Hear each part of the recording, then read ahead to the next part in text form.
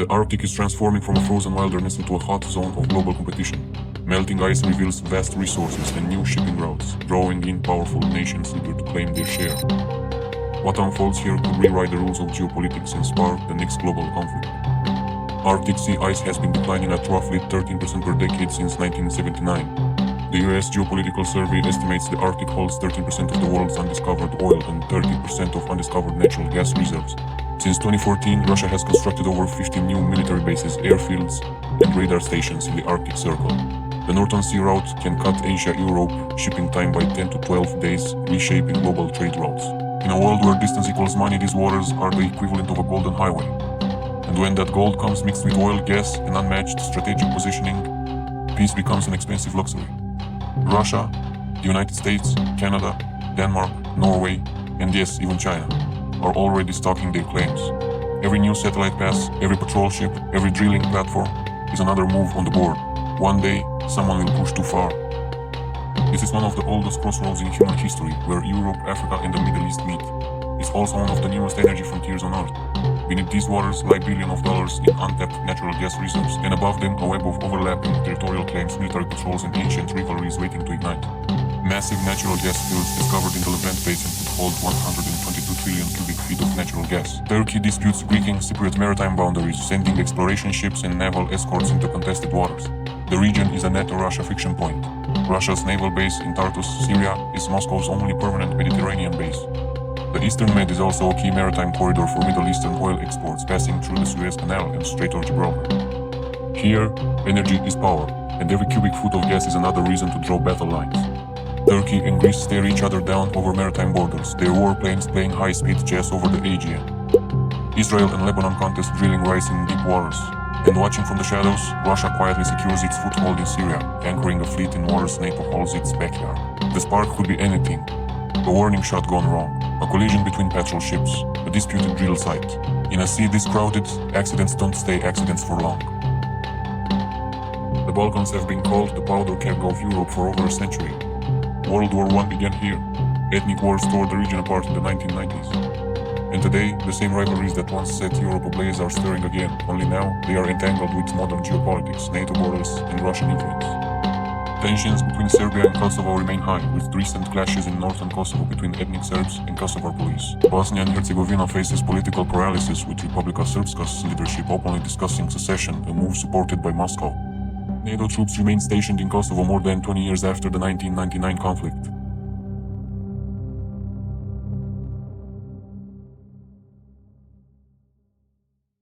Russia leverages cultural and religious ties to Serbia, while the EU and US push for integration into Western institutions, creating a sharp geopolitical tug-of-war. The danger here isn't just open war, it's escalation, a protest that turns into riots, a border skirmish that leads to mobilization, and with NATO soldiers on the ground, any incident could become an international one overnight. For Russia, instability in the Balkans is a low-cost way to distract the West. For the EU, it's a test of whether the promise of unity can survive the ghost of history. One wrong move, one wrong shot, and the powder keg could blow again. On the maps of 20th century world wars, sub-Saharan Africa was a distant backdrop. In the 21st, it could be one of the opening acts. Not because the continent wants war, but because it holds what the world's most powerful nations need to survive and win in a global conflict. The region holds over 30% of the world's mineral reserves, including cobalt, lithium, rare earth elements, and uranium, all critical for military technology and green energy. China has invested heavily through its Belt and Road Initiative, controlling significant stakes in African mining and infrastructure. Russia uses private military contractors like Wagner Group to secure influence in countries like Mali, Central African Republic, and Sudan. The US, France, and other Western powers maintain counter-terrorism forces and bases, particularly in the Sahel, amid growing anti-Western sentiment. Climate change and food insecurity are driving mass migrations, increasing instability. From cobalt in the Democratic Republic of Congo to uranium in Niger, Africa's resources are the bloodstream of the modern war machine. Whoever controls them holds the key to the battlefield of the future. But competition here rarely looks like open warfare. It's fought through coups, debt traps, and proxy forces. The danger isn't just that one nation moves too aggressively. It's that global rivals will back opposite sides of the same local conflict. That's how small wars become big ones. In the new age of conflict, war doesn't always roar with guns and bombs. Sometimes it creeps silently through wires and wireless signals. Welcome to the cyber battlefield, where nations strike not with armies but with code, crippling power grids, financial systems, and communication networks. And the scars left behind can be just as devastating. Cyber attacks on critical infrastructure have surged worldwide, targeting power plants, hospitals, and government networks. The 2010 Stuxnet virus, believed to be a joint US-Israeli operation, physically damaged Iran nuclear facilities, a precedent for cyber warfare causing real-world destruction. Nations like Russia, China, North Korea, and Iran have developed sophisticated cyber units capable of espionage, sabotage, and misinformation campaigns. NATO has declared cyber attacks as potentially triggering Article 5, meaning a cyber attack could lead to collective military response. The risk of misattribution or accidental escalation is high. What starts as a digital intrusion could spiral into kinetic war. Unlike traditional battlefields, the cyber realm has no borders, no clear front lines.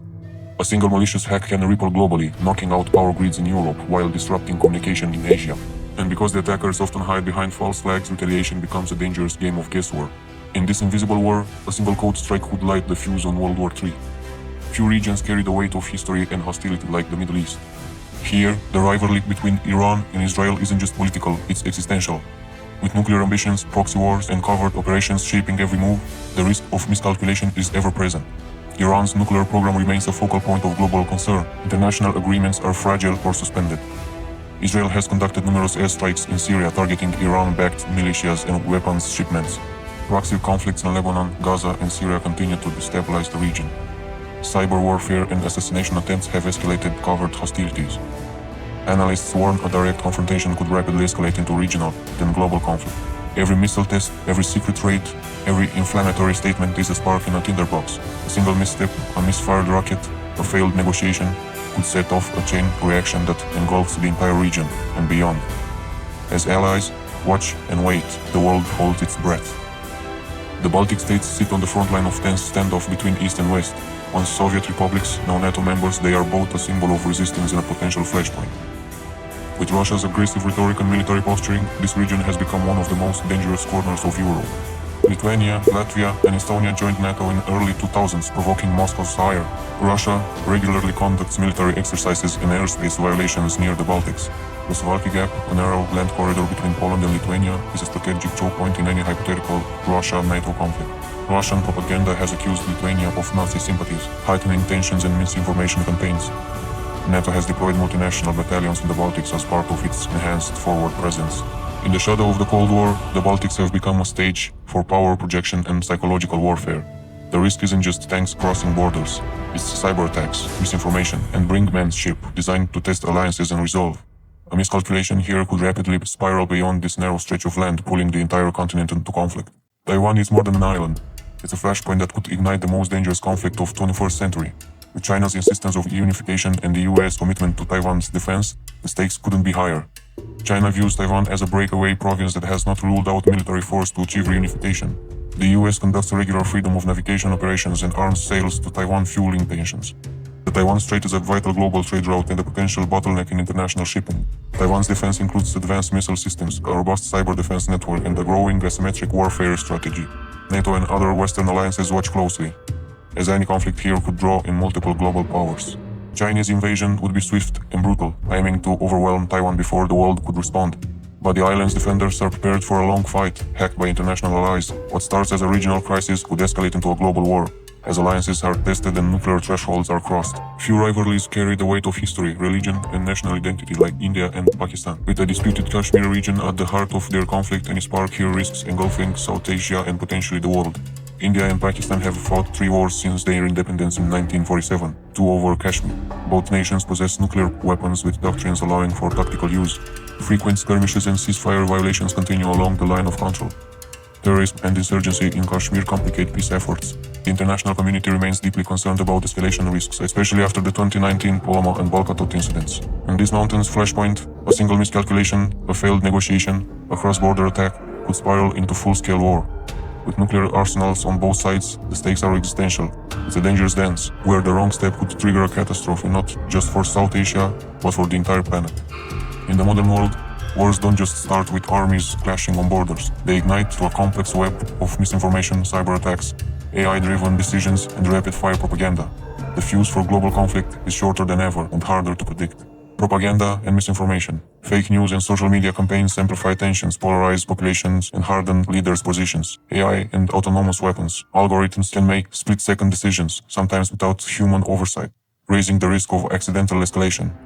Cyber warfare, attacks on critical infrastructure can cripple nations instantly, provoking retaliations in real time. False flag operations, covert attacks disguised as another party is doing can mislead and trigger war declarations. Rapid mobilization. Modern militaries can deploy forces and launch strikes faster than ever, compressing reaction times and increasing risks of miscalculation. The world's interconnectedness is a double-edged sword. Information flows at lightning speed, but so does confusion and chaos. In this volatile environment, a single false message, a hacked command, or a rogue drone strike could cascade into a full-blown global war before anyone fully understands what's happening. World War III won't announce itself with fanfare. It won't begin on a single battlefield, or with a clear declaration. It will ignite in unexpected places. The forgotten corners, the silent tensions, the shadow wars hiding beneath the headlines. But this isn't the prophecy of doom, it's a call to vigilance, to understanding, to diplomacy. Because in a world this fragile, the smallest spark can light the greatest fire, and it's up to us, leaders, citizens, and watchers alike, to keep the flame of peace alive.